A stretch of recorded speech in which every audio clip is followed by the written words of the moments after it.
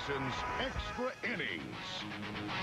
Hi, everybody. This is what it's all about. The second season begins tonight. Welcome to this special edition of WB Mason's Extra Innings. I'm Bob Rogers alongside Dennis Eckersley and the big fella Sam Horn. And yes, WB Mason wants to continue the coverage all the way through the World Series, so that's exactly what we'll do. We'll have post-game coverage every game beginning tomorrow. But first, we have this special preview. And first of all, did you get your cat nap last night and this morning so that you can stay up for the whole game? I will be here for the whole game, and I'm cheering them on the victory.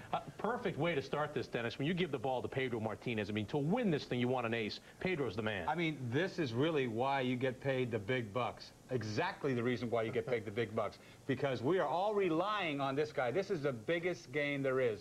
Game one is huge, and that's why you pay him the big bucks, because he's going to go out there and shut these boys down. Earn his money tonight. And Sam, it's interesting the way the season went for the Red Sox, because they didn't have to use Pedro Martinez a lot early in the year. The pitch count was down. He was shut down for a while, and it showed in the month of September. He was awesome. Right, it gave him a chance to kind of like revamp himself, give him some energy down the stretch. Pedro's been awesome, 4-0 in September, but all of that is behind us now. We're looking forward to him coming out and putting his stamp on approval for tonight, because this will set the tone of the series. Dennis, Pedro has had some success in the playoffs, but this is an opportunity for him now to write a new chapter. You know, really not have it just be in the division series or the ALCS, but make this be in October to remember. But it's one thing at a time. You can't get ahead of yourself. He's got to go out there. You know, it's not that, you know, just throw your glove out there. You're Pedro Martinez. I mean, I'd rather be Pedro facing the Oakland A's lineup than Hudson facing our lineup. But he's got to go out there and pitch the way you know how he knows how to pitch. He doesn't throw the ball 95 miles an hour, only when he needs to, late in the ball game or when he gets in a jam. This guy can pitch, man. He's got the nastiest changeup in the world, and he is the best pitcher in the world. Well, you've pitched in the playoffs and the World Series. What does that do to a pitcher's adrenaline? I mean, what will Pedro be like tonight? What will he be feeling on the mound? Well, I'll tell you what, we were talking about it earlier. You know, I get so jazzed up, you know, when it's playoff time. Here you have a great year, and then you go out to pitch, and there's a guy on the other team that didn't have a very good year, and he can make up for it in one swing of the bat. And I'm telling you, I mean, I've been there before, and one guy could hurt you real bad. So you have to stay focused. That's an understatement in this situation. But you really do. You can't just go out there and power pitch. And, you know, Pedro's going to be strong. He hasn't pitched in a while, so he's got to calm down. It's hard to do. Sammy, intimidation factor, too, with Pedro. I mean, the Oakland Athletics, before they even take the field, they're looking at a guy, Pedro Martinez, that, as Dennis says, best pitcher on the planet. Right, you know he's the best pitcher, and still, you know, from the Oakland side, you have to say, well, we beat him once earlier in the season where it was, I think, August 11, where Hudson also came out and pitched a tremendous game. So right now, I think whoever gets off to the better jump is probably going to set the tone, and that's how the offenses are probably going to react as far as how the pitchers get started. Now, Pedro Martinez, it's very unlikely that he'll win the Cy Young Award, but look at the numbers, and with the exception of the win-loss column, and the loss column's fine, only 14 wins. Every other category, Pedro was the best pitcher in the American League. The only thing he really didn't do is pitch a lot of innings, but I'll tell you what, he's the most valuable pitcher, because you take Pedro off this team, man, you know, they don't go anywhere. But I think Holiday is going to get it. The guy pitched 260 innings, won 21, 22 games. He probably will get it, but I don't care. I'll take Pedro any day. Sammy, the number that I like, and when the Red Sox needed him the most, look at that, September, 4-0, 0.82 ERA. And X said it earlier. This is why we're paying him the big bucks. This is a big game pitcher all the way down the stretch of September. Every time I was listening on the TV, we have to win this game when Pedro's pitching, and he didn't let you down. He came out, he was able to keep the team in the game, and he was able to pitch later into the game, because earlier the knock was he wasn't pitching enough innings. Well, this team is so tight. They've had such a tremendous year, no matter what happens in the playoffs, but it has to make them all feel good to know that Pedro Martinez is healthy and he's on the hill for game one. Physically, I think he's the best he's been, and he gets better and better with the way he pitches a ball game every time he goes out there. He's better than he was the last time because of his knowledge. His preparation for a particular game is second to none. And right now, physically, he's as good as I've seen him. He's healthy, and he finished the season healthy again, and that's all we can ask. And to be able to go out there with a healthy mindset, a strong body, I like what he can bring. We want to make good at bats, whether or not that's swinging at the first or second pitch, or wait until the sixth one. You got to put together a good at bat, and a lot of it's going to be dictated by Pedro. And he's so good that he can make things real difficult for you. So we had success one time here, and we had some good at bats, worked his pitch count up, and hopefully we can do that again. But you can't sit back. You're going to see him, in the ninth inning, and you don't want that him out there. So like I said, we're just going to take it one bat at a time. So awesome to have this pitching matchup for Game 1. When you were pitching and a catcher was on that caught you, went to a different team, did you feel like he had knowledge about you that he could share with other hitters? Well, I don't know. I mean, I was more afraid of the guy that I was friendly with because I would try to challenge him instead of try to trick him. You know, with Pedro, I mean, you could look for his changeup, and you know he has a tendency to throw it when he's ahead of the count or behind the count, whatever. And that doesn't do you any good because you could sit on it and can't hit it. Then even Pedro's family wouldn't know how to hit Pedro Martinez, right? Daddy couldn't hit him. Let's talk about the other guy because, Sammy, you alluded to the game that Tim Hudson pitched against the Red Sox, and you talk to these players, they'll say that was the best pitching performance they saw all season long. And when you have a guy like Tim Hudson that's coming out and he's pitching his best, it's hard to come out and duplicate that again against the same team. August 11th was the 11th. Now that's over, so hopefully the Red Sox remember what he did and took from that and come out tonight. The hitters learn from that. I mean, they went through that. They can look at the tape, Sammy. I imagine they've watched this tape quite a bit. Do they gain knowledge now? They go the next time, okay, this is how he tried to work to me. Now they make adjustments. Jim Rice always talks about it's a game of adjustments. And it is. Every time you come out, just like Dennis or anyone, when you're pitching, you make adjustments. As a hitter, you make adjustments. That's why you go in, you take a look at the films, you see if there's any tendencies that he might have as far as a pattern. Does he always throw a split finger when he has 2 strikes, or what is his out pitch? So you kind of look for a pattern, and then from that point, hopefully try to defend that. What makes Tim Hudson so tough? Well, I mean, he can do a lot of things. He's got a lot of weapons, like all good pitchers do, that have a lot of success. He's got good gas, and the gas sinks. He's got that split finger that it disappears and guys swing and miss. He's got great command. He throws strikes. And more than anything, he's competitive. You know, This guy wants it big time, and that's why he's good. The one thing, fellas, you look at the numbers for Tim Hudson, and he obviously had a great year, 16-7, 2.70 ERA. That ERA only second to Pedro Martinez.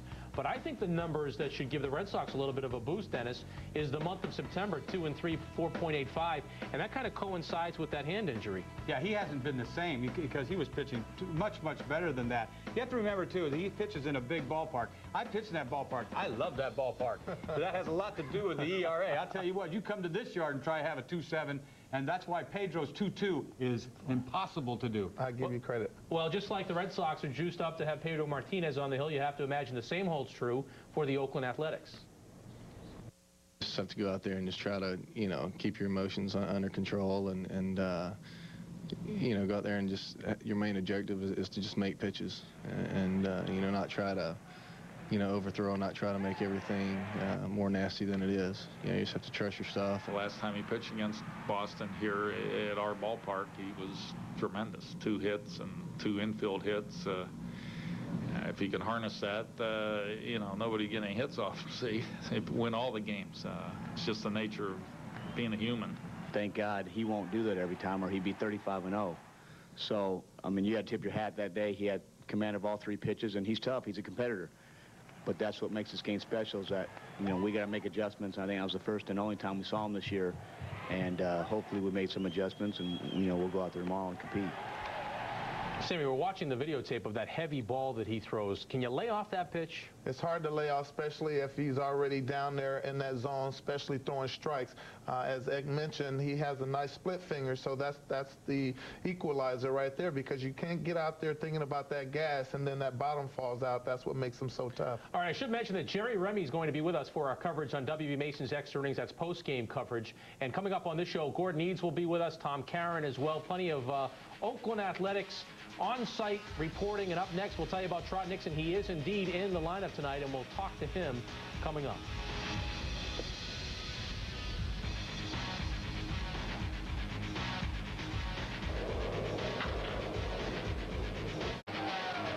Well, Bill Miller, the American League batting champ, is geared up for this playoff run. He's been in the playoffs before. This is not new to him, but he's coming off a season in which he's not a bit part anymore. He's somebody that the other team has to game plan for. This guy hit .326, and on-base percentage just a shy under 400. He was on base .398% of the time, .540 slugging percentage. Great year for Bill Miller, and he could be a factor, of course, in this short 5-game series. Now, it's amazing what General Manager Theo Epstein has been able to do in his short time as a general manager of the Red Sox. Tom Caron now joins us from Oakland. He had a chance to talk to Theo a short time ago. Tommy. Bob, amazing's a great word, because a lot of people were amazed that someone as young as Theo Epstein would become the general manager of this team. course, it was the Red Sox and Theo Epstein who all came together some 7.5 months ago at City of Palms Park in Fort Myers. That, of course, was spring training when hope springs eternal. Well, it's October, and the Red Sox are playing baseball, and hope is springing up in New England once again. For the first time in almost a week, there will be a meaningful baseball game for the Red Sox to play just inside an hour. Of course, the last one was last Thursday when the Red Sox clinched the wild card and their playoff spot. The architect of all this, indeed, Theo Epstein, a man who put together a team that had put together a record-setting offensive season. Like the rest of us, Theo Epstein has been amazed by what this team has accomplished. Well, I didn't think we'd outslug the 27 Yankees, that's for sure, which we ended up doing. I didn't think we'd set the record for total bases, and you know, but we thought we'd have a pretty prolific offense. We were thinking we'd score probably around 950 runs, and we knew we'd be very tough 1 through 9, and we knew that we'd be a headache for opposing pitchers. So a lot of it came together the way we thought, but certainly there were a lot of pleasant surprises too. Kevin Millar, especially the battle you had to go through to get him here. I mean, I remember Bob Lobel sort of making jokes, another daily Kevin Millar story, but you know, obviously it was worth it. How tough was that?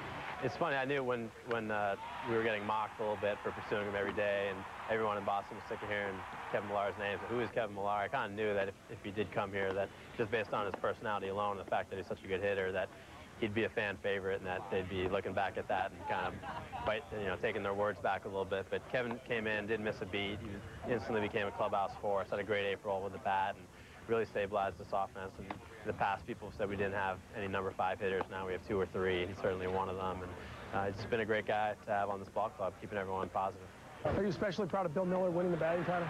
Yeah, I'm proud of the contributions he's made to this club, and he cares more about team accomplishments than he does about individual accomplishments. So we have to be proud for him for that batting title. He's not gonna talk about it too much at all, because he's really focused on trying to win the World Series. But he's just the consummate professional and such a good all-around player. It's nice to see him get some attention that he didn't get early in his career. A couple final things here. Just the job Grady Little did this year for you. Grady's done a terrific job. I mean, we would not be here today without him. He's the perfect guy to manage this team and this market over the long haul. And a lot of what Grady does doesn't show up on any one day, but you sit back at the end of the year and you look at this guy had a career year, that guy had a career year. We avoided any major off-field problems.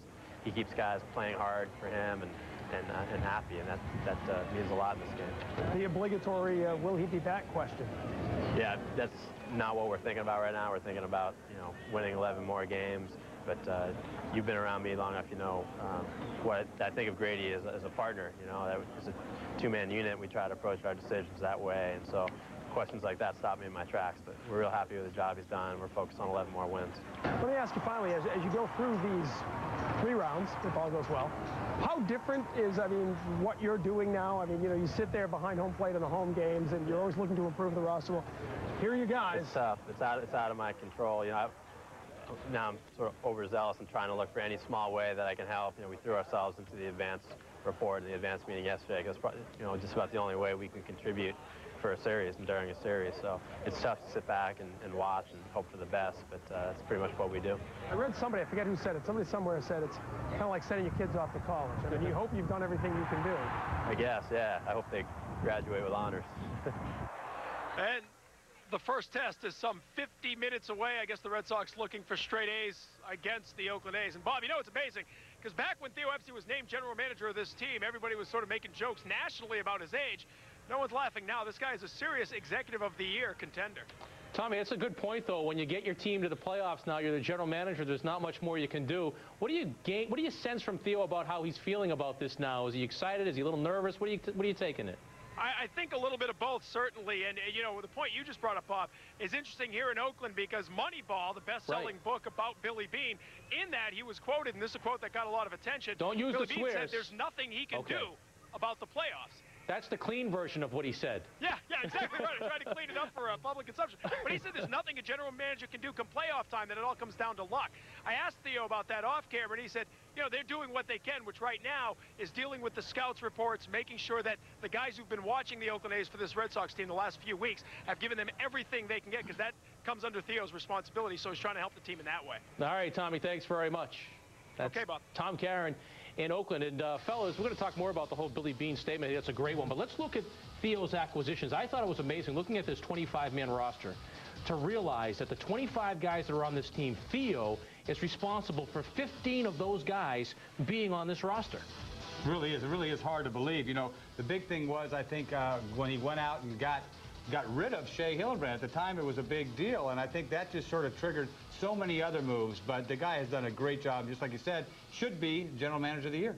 Adrian Brown, by the way, also not on that list, but he's a Theo guy. And Lou Merlone, even though he's traded him away, you got to say he's a Theo guy now as well. That gives him a chance to be right in the spotlight for Executive of the Year, because he's been doing an extremely good job. For me, I see Theo doing a lot of homework, and that's why people go, this guy was young, but he came up out of the minor leagues as far as his knowledge, and that's why I think he was able to go out there and steal some of these players away. Well, the one thing I'll say about Theo Epstein, nobody's going to outwork this guy. I watch him, you know, obviously our studios are right inside Fenway Park. His office is right around the corner here.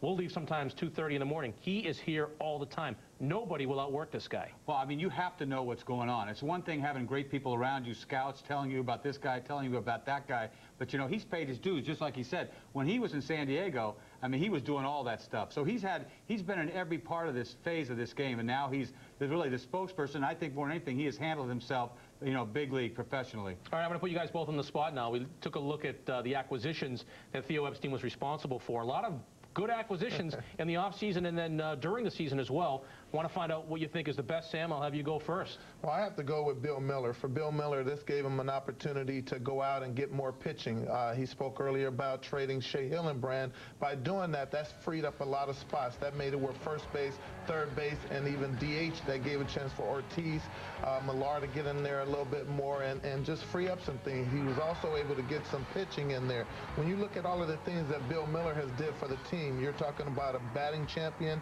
He didn't set career highs in home runs, doubles, slugging percentage, almost every career high in every offensive category. So for me, I would have to say it's Bill Miller. And Sammy, very steady defensively at third base. Very steady. So he's been tremendous all the way around. All right, you go Bill Miller. What do you like? I mean, that's tough. I mean, this guy had such a great year, and he played third base. The guy I'll take is Ortiz.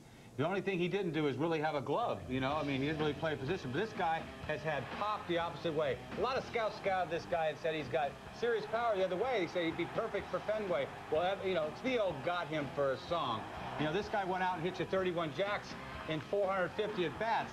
And I mean, this guy, a lot of them meant a lot. A lot of those home runs meant a ton of. But I like him more than anything because the emotional side of this. This is a tangible that you don't really get. This guy brings it all together, brings the team together. And you talk about the Minnesota Twins, they talked earlier this season, they missed this guy a lot, and you can see why. All right, in a lot of ways, people say this matchup is Theo Epstein against Billy Beane. You played with Billy Beane. You won a world championship with Billy Beane. What do you think of this guy? First of all, Billy Beane says, well, you know, I have nothing. I just put these guys out there. I get them in a position to be in the playoffs, and it's up to them. Well, he can't do anything about it. Well, he never could do anything about it when he was a player either, because he was the 25th man on the staff. But, you know, I'll tell you what, starting in you know, in the winter when he didn't sign back, you know, sign with this club to be the general manager, I thought he bowed out. I think that you know, the media was pretty mellow with him because I think he got cold feet the last second and bowed out because there's a lot of pressure over here. You talk about sunny California. Well, hooray for sunny California. This is pressure galore here. Best thing that ever happened to the Red Sox. Billy Beane saying no because they wouldn't have Theo Epstein otherwise. Let's take a quick break here on this special presentation of W.B. Mason's Extra Innings, and we'll come back. Gordon Eads of the Boston Globe will join us, and we'll also sit down with Tim Wakefield. It's all coming up on your New England Sports Network. Is brought to you by W.B. Mason, by KFC, and by Hess. Welcome back to our Fenway Park studios, where we're coming to you live tonight. Bob Rogers, Dennis Eckersley, Sam Horn, and Gordon Eads, of course, as always, with the ball club. He is in Oakland. And Gordon, first of all, the Red Sox waited to the last minute really to announce the playoff roster, and I think by all accounts, it's a good-looking roster. Well, I think the key decision, Bob, was because of the uncertainty of just how healthy Trot Nixon is. They wanted to carry the two extra outfielders, David McCarty and Adrian Brown. You know, Nixon is in the starting lineup today, and the reality is, fellas, he's not going to start either of the next two games because you got left-handers going in Zito and Ted Lilly. So this gives Grady a little more flexibility. That's why he dropped Jeff Suppan from this division series roster. Suppan could easily end up on the LCS roster if the Red Sox advance that far. Bronson Arroyo pitched so well in September. Grady Little felt he had no choice but to keep him on the roster. Well, Gordon, how do they plan to use Bronson Arroyo, and how are they going to use that bullpen in general? Well, the surprising thing that Grady said before today's game, guys, is that Burkett is going to be down in the bullpen tonight in the event that Pedro gets knocked out early, which none of us expect. But Burkett is going to be available for long relief. Arroyo was also down there to give Grady an option to go that route as well. I think you're thinking of Arroyo strictly as a 5th or 6th inning guy. And the Red Sox are coming off the field, fellas. They're not fooling me. I mean, I was wondering how you think he's going to use this bullpen. I mean, who would be the first guy out of that bullpen? I know Timlin's been the most consistent guy out of that bullpen, and will he be afraid to go to Sauerbeck? Well, I mean, the way Sauerbeck has pitched, I'm sure he is going to hesitate. You know, it's interesting, if you recall, Embry did not pitch at all this past weekend in Tampa Bay. Had a little problem with a toe. He's okay now. He pitched yesterday in the workout. I think he's going to stay away from Sauerbeck. Let's face it, fellas. He's got to get 7 innings out of Pedro today.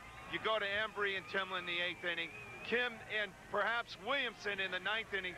Tony Cloninger has spent an awful lot of time with Williamson in the last week or so trying to get his head together. I mean, if Williamson could revert to his form that he was pitching in Cincinnati, I see him as an option to closing, guys. Gordon, Byung-Hyun Kim, I thought he finished strong after that Friday night performance in Cleveland after getting taken out. It seems like he's accepted the challenge. What do you think? Well, I need more than a 10-day stretch after what we saw for the last couple of months, fellas, for me to be convinced that Kim is going to respond to this kind of I mean, as you can well attest, it's a whole different game in October. But at the same time, I think that you can throw everything out the window sometimes. You know what I mean? Because guys have had bad seasons. I've seen amazing things happen in the playoffs. I wouldn't put the ranch on it, but a lot of guys show up big in the playoffs. Well, and Tony Cloninger made the same point. Cloninger was bullpen coach with the Yankees when guys like Graham Lloyd and David Weathers, guys that you didn't hear about at all during the season, stepped up and played significant roles in the postseason. Of course, the Yankees always had Rivera making the last call, which makes a big difference. Gordon, real quick, just need a prediction from you. What do you think? They're going to win this series? Well, I don't know how long you guys have been in the local area, but, it was Rex Traylor who taught generations of New England kids to cowboy up. And he beat Kevin Millar to the punch. You know what? I think they are going to cowboy up in this series. I do think they're going to win in 5. It's not going to be easy by any means, but I do think we're going to see Martinez make 2 starts, and that's going to be a deal breaker. All right, Gordon, thanks very much. Gordon Eads out in Oakland. He mentions Rex Triller. I had him as a professor in college, believe it or not. Rex Triller, the whole cowboy up business. I'm not going to ask you to cowboy up. But I do want to ask you about the bullpen, just picking up on what Gordon said. Now, Gordon talked about Byung-Hyun Kim. I'm trying to stay positive here, saying I thought he gained some momentum, and you can see Gordon raise his eyebrows a little bit. How do you feel about Byung-Hyun Kim at this point? It's not so much him. I mean, I think that he will show up big. I really do. I don't think that it's going to get to the point where he's going to have to be used, in serious, business. I think somebody that could show up big is Williamson. I think he could show up big time. I think he had a lot of problems there that last month with some personal problems, but I think this guy is huge. Now, Sauerbeck, you're going to be afraid to use him, but if the starting rotation doesn't pitch well, you're in trouble anyway. How much of it is momentum, too? I mean, you talk about guys that get off to bad starts. Ramiro Mendoza not on the playoff roster, but clearly that was hard for him to get out of that once he got off to the bad start. Now these guys go to the playoffs, whether it's Scott Sauerbeck or Scott Williamson, that have not been pleased with their performance. And as you said, it's a chance to start over. Well, it's like we talked about before. A lot of guys during the middle of the season wish they could look at the scoreboard and their ERA is 0.00. Now everybody's ERA is 0.00. I mean, there's a GOAT, uniform waiting for somebody over there too, and that's what makes it a lot of pressure. Because I know all about that GOAT stuff. Some guys are able to bounce back better than others. Sammy, how about this playoff roster? We talk about the final couple of spots on the roster. You have somebody like Dave McCarty, and a lot of us didn't know too much about Dave McCarty when he first came over, but this guy, he can hit left-handed pitching very well. And that's what you need. You want to have a balanced attack on the Oakland A's, because right now you look at them, they do have some left-handed pitchers, and you know between him and Kapler, we're going to need some guys to step in, as you know, the injury to Trot. So hopefully we can have a balanced attack. I like the way Grady has the lineup where he does left, right, because that way you can't predict that they're going to bring in a lefty or a righty, because the next hitter is going to be either a left or a right, depending on who you bring in. We'll show the lineup in just a little bit, but then they also have Adrian Brown as far as base running is concerned. We talked a little bit about Game 2, and you have Tim Wakefield on the hill for the Red Sox. That means Doug Mirabelli, Dennis, is the catcher.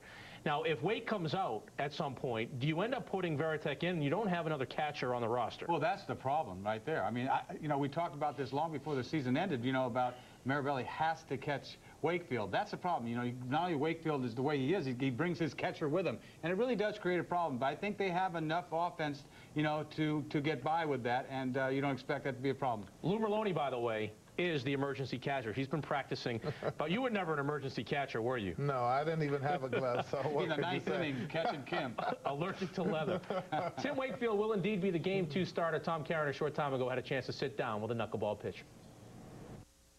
Thanks very much. Tim, over the past few years, your role has changed from time to time, from starter to bullpen, back to starter. You went through this year as a starter, which is what you wanted. You come into this series as the Game 2 starter. I know you're getting ready for this series, but as you look back on the regular season, and you have to be happy with the way things have gone. Yeah, I'm very happy with the way things have gone. You just kind of chalk it up to experience, you know. More bad thing, I don't want to say bad things, but the more things you go through, you learn. And the older you get, the more you understand things, and the more you appreciate how hard it is to get to this next level. You talked about learning and building strength from adversity, things that don't go well. 1999, you were left off the LCS roster. How did you learn to handle that, and how tough was that offseason because of the way it ended?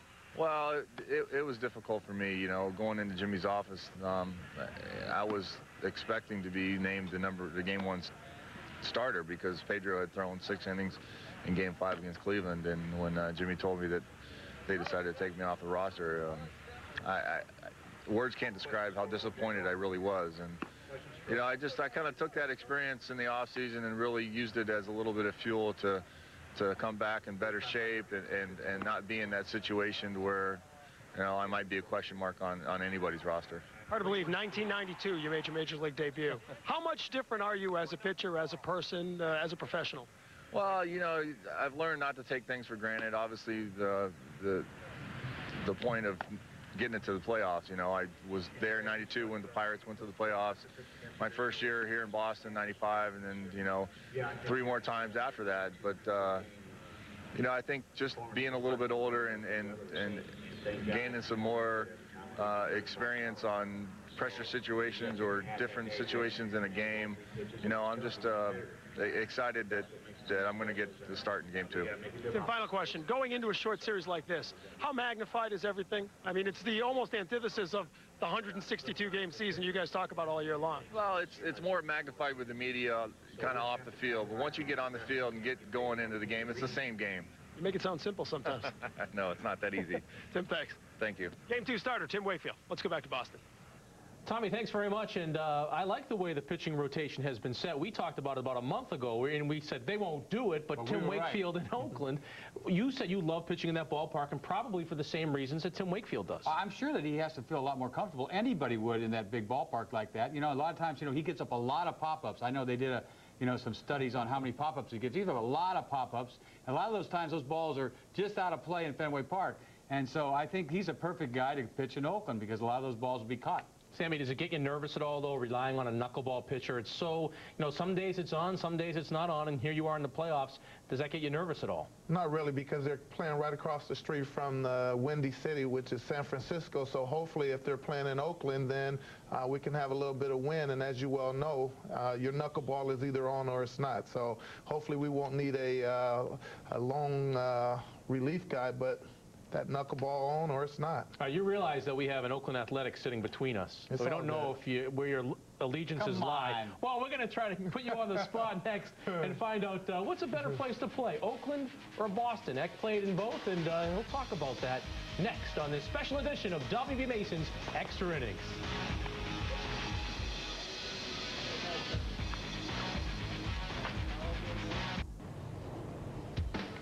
Well, Trot Nixon had an incredible year for the Red Sox. He hit .306, 28 home runs, 87 driven in. Of course, that calf injury sidelining him at the end of the season and leaving his status up in the air. I want to play, so I come to the playoffs and sit on the bench, but I realize that, I have been hurt, and, and Gabe's been playing very well, so, it's up to him and whatever he wants to do, and that's his decision. I'm not the manager. I'm not going to force him to do this or that, and, I don't want to hurt this team.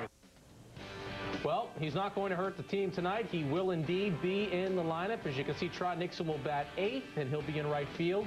And the rest of the lineup, Sammy, as you said, it's this whole left-right business that Grady's come up with that I think works pretty well. It does, because it doesn't give the opposition the chance to set up maybe 2 hitters in a row and bring in somebody. You have to either look past a hitter or go with the matchup you like the best. And of course, Dennis, you also have the switch hitters in there. That kind of does make it more difficult for Ken Maka late in the game to bring in that lefty to get one guy out. You're going to end up getting a good matchup. That's what that does. You know, I mean, you can't bring in a left-hander to face 2 left-handers in a row with Damon and Walker. I mean, you're going to get a matchup that you want. Hopefully, it'll pay off. All right, I was kidding you before the break saying you're an Oakland Athletic. Clearly, first Major League game I went to, you were on the hill. You got lit up. No, you won it. But here's the deal. You played both places. In fact, the Athletics wanted you to throw out the first pitch tonight to get this whole series started. What's it like, Oakland compared to Boston, to play ball? I mean, there's no comparison. Absolutely no comparison. I mean, to play here, if you're going to play good, you want to play in Boston because the passion is unbelievable. But out there, I mean, it's a little easier to play. The pressure's not there.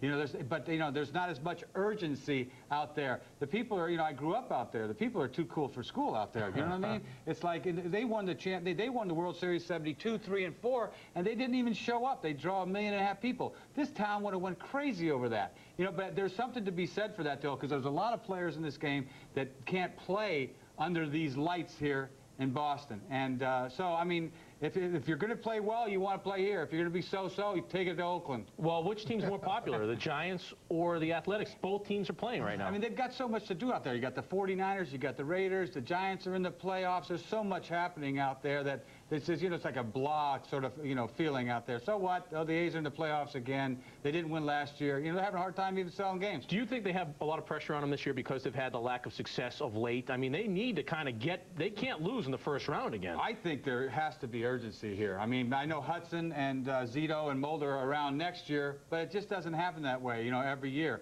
They're all about pitching, and that's fading out on them. I get on you about the Athletics at times, but I can't stand the fact that the fans don't support a quality ball club. But you look at the Oakland Athletics, this is a team that is rich in history. I mean, this team really, when you think about the accomplishments they've had, you mentioned about it in the 70s, and of course we know it because the Red Sox have gone head-to-head with the Oakland Athletics quite a bit, going back to 1975. Well, I mean, in 1990 and 1988, the playoffs started in Boston, and the Oakland A's beat them. We swept them twice, as I say. But the time that they did beat the Oakland A's, they swept the Oakland A's in 1975, and that's what they've got to do this time. Well, let's go through it and show you, the history between the Red Sox and the Athletics, and it does go back to 1975. We all know what happened once you got to the World Series, but Louis Tiant, this guy was incredible. I mean, he was hot. He was on a roll, and he carried that from the playoffs to the World Series. I mean, you got to have a hot pitcher, and he was it in 1975. The Red Sox won Game 1, 7-1, as Tiant was phenomenal, goes the distance. Game 2, the captain coming to play. This is great defense. Throws the perfect strike to third. Rico puts a tag on Bert Campaneris, and later at the plate, David Ortiz isn't the only one to go the other way, Sammy. That's the reason why he was such a good hitter in this ballpark, because it gave him a chance to see the ball out over the plate, the short fence. Definitely with the height, you were able to reach some wood. Sox up 2-0, and they will go for the sweep on the road. And Yaz coming up with a play that he would say afterwards was the greatest play he ever made. This is the greatest play Yaz ever made. He keeps the runners from advancing to keep the double play in order as he slides and keeps that ball to go to the wall. And it was huge because the next pitch would be a double play ball, and then it would be all done when Dick Drago wraps it up that the Sox sweep the A's to go on to represent the American League in the World Series. So the Sox did have some success against Oakland. But all right, here we go. This guy's on the hill, 1988. You had to save them all. How can you punch out Wade Boggs? How can he swing and miss? He never swung and missed. It's unbelievable. Well, it wasn't all Mr. Eckersley, though, because you had these Bash brothers, Canseco and McGuire. Oh, they can hit a little bit. They got a little pop. That was a big game that the Red Sox were winning 5-0. We came back and beat them. That was the game of that series that the Red Sox should have won. And so you sweep them in 4. You go to 1990, and we'll never forget what happened with Roger Clemens and Terry Cooney. Everybody was looking for lip readers at that point to say, what was Roger saying to Terry Cooney? I was happy as can be. Get that guy out of this game. I'm telling you, if you're an A's fan, I was hoping he swore up and down. Get him out of here. Yeah, you don't have to be much of a lip reader to see what he was saying right there, but you definitely knew that after that pitch he just threw, something was going on. Well, so that's 2 straight sweeps. Oakland against the Red Sox. Did you guys feel that confident? I mean, that was a great Oakland Athletics team, but did you think you'd sweep them? Never, not at all. Every time we came in here, we started in Fenway Park. You know, I was uptight to begin with, and every one of those games was a close game. It wasn't like we blew them out. You know, we were very well matched, good pitching. Stewart came up big. You know, we just pitched better. And that's what you basically have to say, too, right now, both the Red Sox and Oakland Athletics. People want to know who's favored, who has the most confidence. Everybody, though, tries to also say the right thing. You get to this point, you've done it as a team. And, you know, and we're going to go out there, we're going to win or lose as a team together. And we go out there and we know that. And that's what's great, because these guys are a bunch of great guys that want to continue playing with each other, you know, and they don't want it to stop. So hopefully we'll do well. Offensively, we're you know, pretty tough. You look at the numbers, it's like, holy cow. But they also got some guys, like I said, that could shut you down no matter who you are. So we're just excited to start this game, and we're not looking at it as if we're a favorite. I think we're just going to look at it to go out there and try to get Pedro a lead, and however that may be, and see him go to work. We know that what our offense is capable of doing. We also know what that pitching staff over there across the way is capable of doing. So it should be a good series. We're sitting here, and we got just as good a chance as anybody to advance. And I've said all along, the team that plays the best in this series will move on. You got to play good baseball. Last couple years, we had a couple games where we didn't play well, and it cost us a series. 5-game series, you don't play well in a couple games, you're in trouble. Hopefully we can learn from our mistakes in the past 3 years of losing. And, you know, if we can learn from those and kind of carry on from that and do what we can do. And I think the bottom line is just come out here and playing our game, not really changing anything. If we do that, you know, I think we'll be all right. I'm well aware of, you know, the Boston history, and they want nothing more than to get past this first round and be on the second round. But I think that is something that everybody on my team knows, and we know they're going to show up. So we got to show up with our best game, because they're going to be ready. The cliche police have been called, and they'll be in to take care of both the Red Sox and the Athletics for that little segment right there. Of course, Scott Hatterberg is a former Red Sox player playing in Oakland. Johnny Damon, a former Athletic, playing with the Red Sox. Tom Caron joins us now with the Red Sox center fielder. Thanks very much, Johnny. Back in Oakland, where you played in your only playoff series. You had a terrific series with the A's that year. I think you batted .409 or something like that. How disappointing was that loss that you lost in 5 games? Oh, it was very disappointing, because we played well all year. We won 102 games, and the team that they eventually won was the Diamondbacks, and I don't think they wanted anything to do with us, because we went down to Arizona, swept them, and I don't think they scored a run off of our pitchers. So, I mean, we definitely lucked out of a perfect situation. Looking at the fact that that has been your only Major League playoff appearance, how eager are you to get this going? Oh, I can't wait. I mean, a couple of teams are going to have 2 games under their belts before we even get game number 1 done. So I can't wait. This is a very important part of Boston history, and we hope to do a lot of good things this year. Sort of the makeover of this team in the offseason.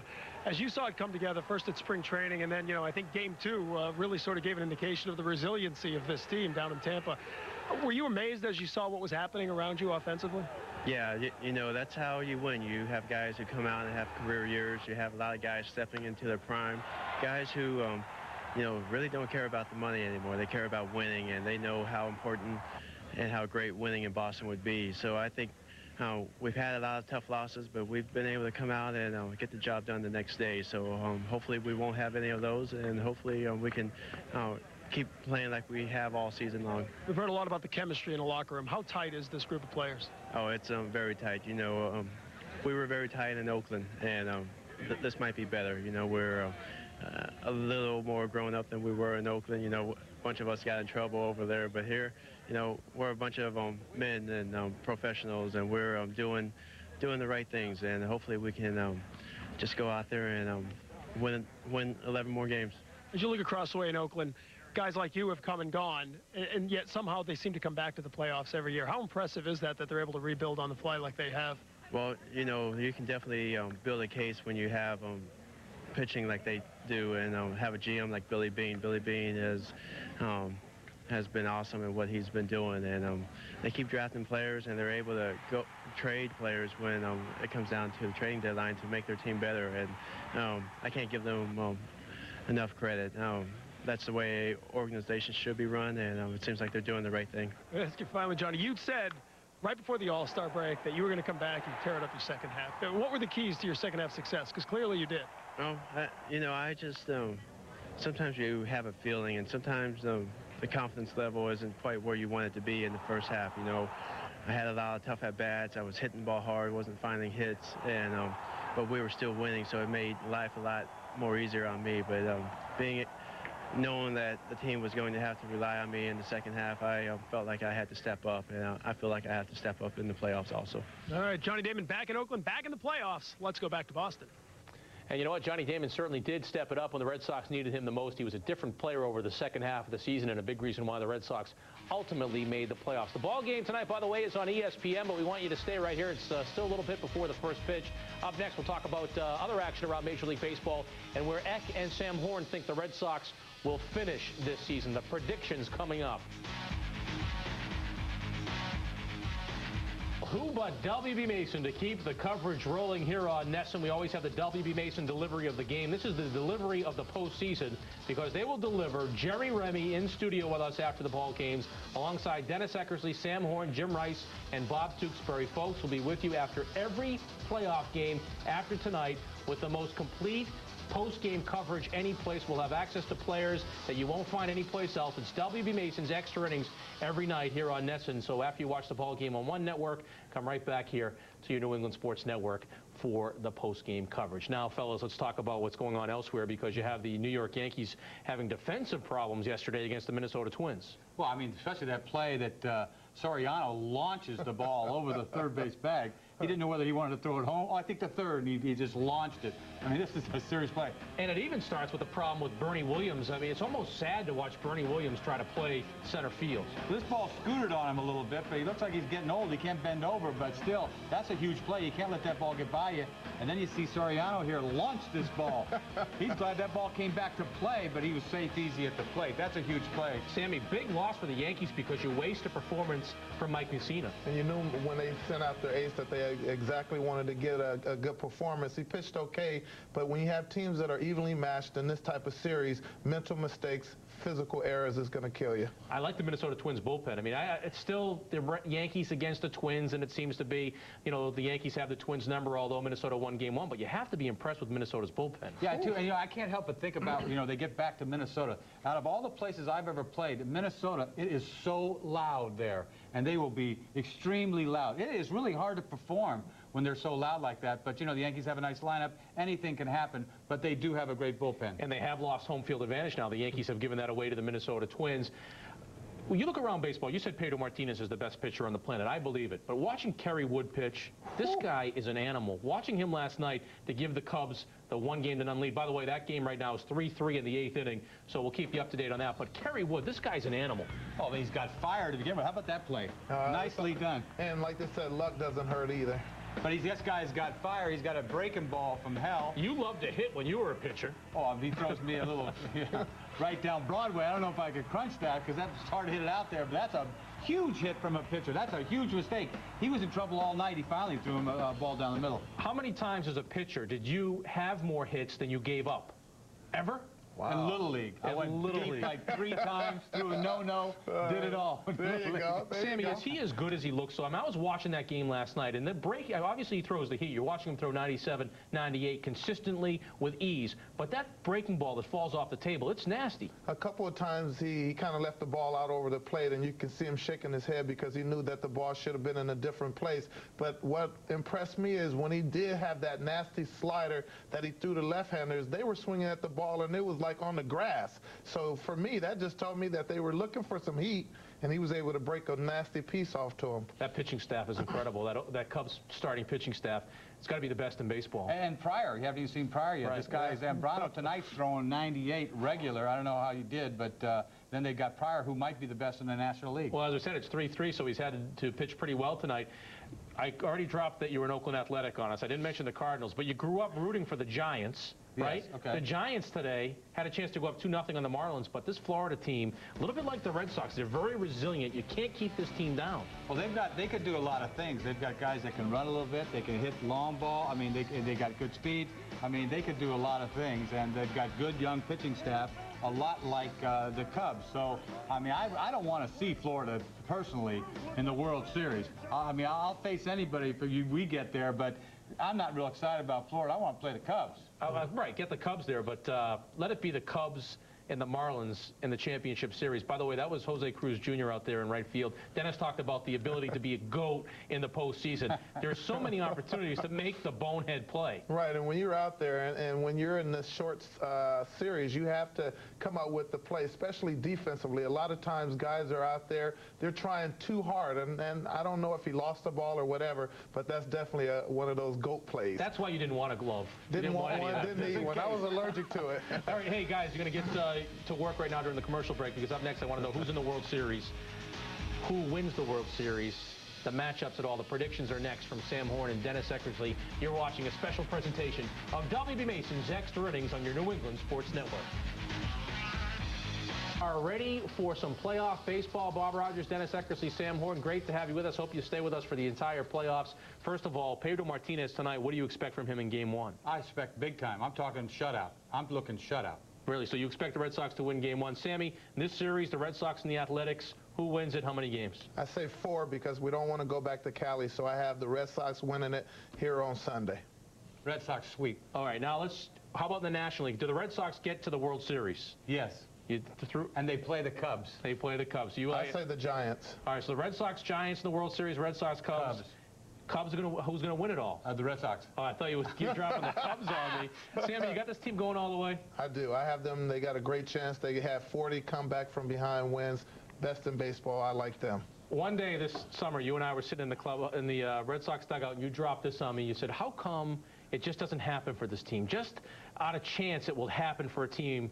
Is this the year? I mean, it seems like something goes wrong, but could this be the year that nothing goes wrong? I don't know.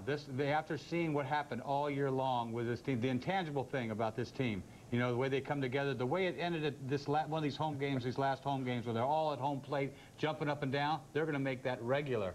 All right, fellas, let's watch some baseball. It's on ESPN, the Red Sox and the Oakland Athletics. We will be back with you tomorrow after Game 2. Jerry Remy, Dennis Eckersley in studio for WB Mason's Extra Innings. Thanks for watching, everybody. For all of us here at NESN, enjoy the ball game with Pedro Martinez on the hill. The playoffs are ready to go.